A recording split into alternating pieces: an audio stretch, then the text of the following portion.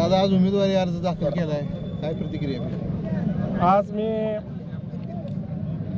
काशेगाव गणातून पंचायत समितीसाठी अर्ज दाखल केलेला आहे। त्यासाठी सर्वजण माझे बंधू, सर्व ज्येष्ठ मित्र सर्वजण माझ्याबरोबर होते। त्यांच्या शुभेच्छा माझ्याबरोबर आहे, नेत्यांचा आशीर्वाद माझ्याबरोबर आहे। मी आज भारतीय जनता पार्टीच्या पक्षातून आज उमेदवारी अर्ज दाखल केलेला आहे। मी मागची या आधीच्या पंचवार्षिकमध्ये सुद्धा पंचायत समिती सदस्य होतो।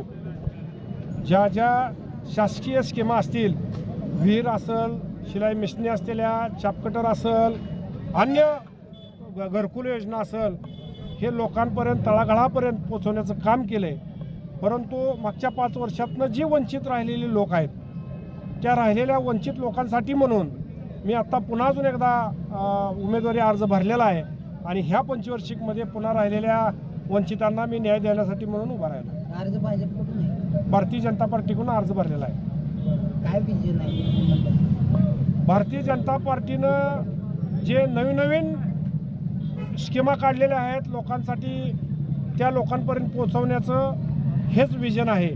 कारण पंचायत समितीला खूप मोठा निधी जरी नसला तरी जे येणार आहे ते पण लोकांपर्यंत पोहोचवतोय।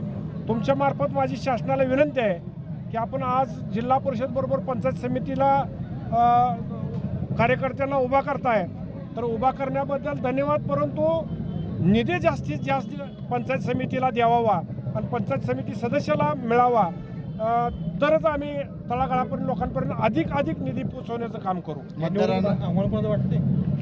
विरोधकांचं आव्हान काय वाटते? माझं कामाचा गुरु आहे, मी केलेलं 5 वर्षातलं काम आहे, हेच माझं महत्त्वाचं आहे। त्यामुळं कुणाचं आव्हान वाटण्याचं काही कारण नाही।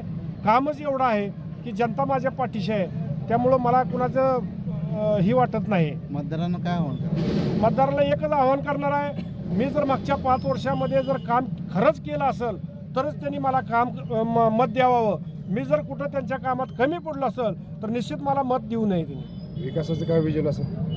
ज्या शासनाच्या स्कीमा आहेत त्या तोच विकास मी जनतेपर्यंत पोहोचवणार आहे। कारण शासनानं ज्या स्कीमा दिल्या नसतील ती मी पोचवू शकणार नाही, परंतु जे पंचायत समितीला जी वर्ण शासनाची स्कीम येते ती तळागाळापर्यंत पोहोचवण्याचं काम करणार आहे। कारण मागच्या 5 वर्षामध्ये जवळजवळ 850 ते 900 विहिरी लोकांना दिलेल्या आहेत आपल्या तालुक्यामध्ये। मी उपसभापती म्हणून मी काम केलं आहे, त्यामुळे मी गणापुरता नसून मी तालुक्याचं काम केलेलं आहे। पांडुरंग परिवारातले एक देशमुख, भारतीय इथले परिवारातले दुसरे देशमुख निवडणुकीसाठी उभे आहेत। काचेगावकर कोणाला साथ देतील? कोणते देशमुख? गोमाचा एक पाय तुटला म्हणजे गोम चालायची थांबत नाही। त्यामुळं जे काम करणार आहे त्या देशमुखाला निश्चित काशेगावकर निश्चित मत देतील की कामाचा गुरु आहे। तुम्हाला आधीच सांगितलं की माझं काम असेल तर मला निश्चित मत देतील। गेल्या 5 वर्षात तुम्ही काम केलं, माझे गेल्या 5 वर्षामध्ये काम केलंय म्हणूनच मी यावेळेस अर्ज भरलाय।